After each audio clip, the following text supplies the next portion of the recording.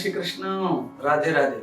किशोरी सेवा धाम परिक्रमा मार्ग आपके लिए तत्पर है सेवा करने के लिए, मोटिवेशन बातें आपसे करने के लिए वीडियोस देते हैं हम आपको यूट्यूब के माध्यम से। आज मैं आपको बताना चाहता हूँ, ऐसा प्रश्न है जो लाखों लोगों का प्रश्न है। ऐसा मेरे प्रवचन सुनकर के लोगों में वैराग्य पैदा हो जाता है, लोग साधु सन्यासी बनने की बात करते हैं। तो आज ऐसा ही प्रश्न पूछा है कि गृहस्थ धर्म के अगर हम पूर्णतः पालन नहीं कर पाए, गृहस्थ का धर्म पूरा नहीं हुआ और हमारा मन है संन्यास लेने का, तो क्या करें?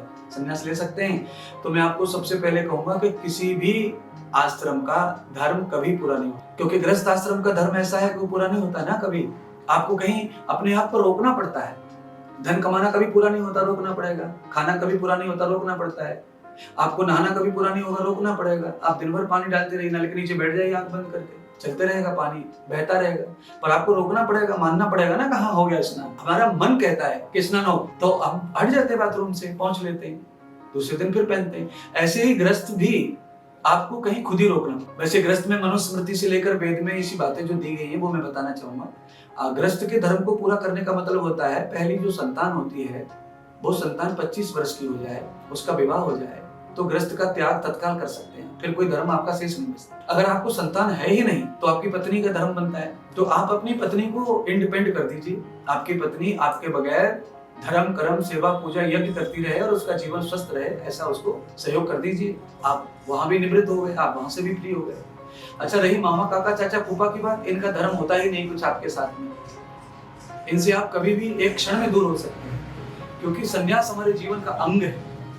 रिश्तेदारी संसार हमारे जीवन का अंग नहीं है।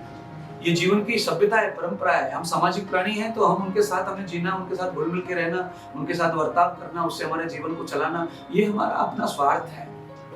इसीलिए गृहस्थ के धर्म पूरे नहीं हुए, वो तो अब आप ही जान सकेंगे कि आपने क्या अधूरा किया, क्या पूरा किया। पर गृहस्थ के धर्म कभी पूरे नहीं होंगे, संन्यास के धर्म कभी पूरे नहीं होंगे।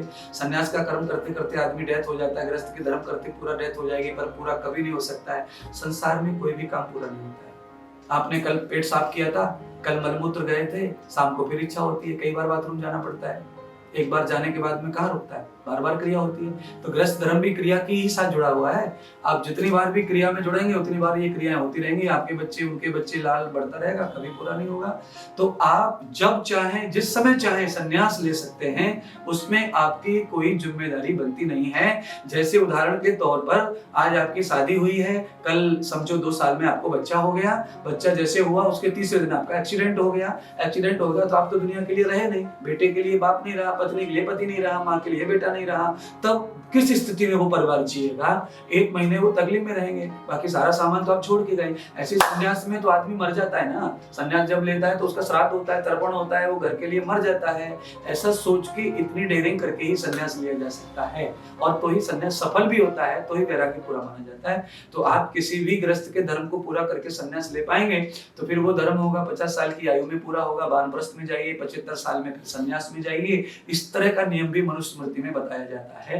तो आप जब चाहें तब संन्यास ले सकते हैं, और संयम से लेना है तो 4 आश्रम है, ब्रह्मचर्य, गृहस्थ, वानप्रस्थ, संन्यास। इस तरह भी आप संन्यास ले सकते हैं और अपना जीवन का उद्धार कर सकते हैं। जय श्री कृष्ण।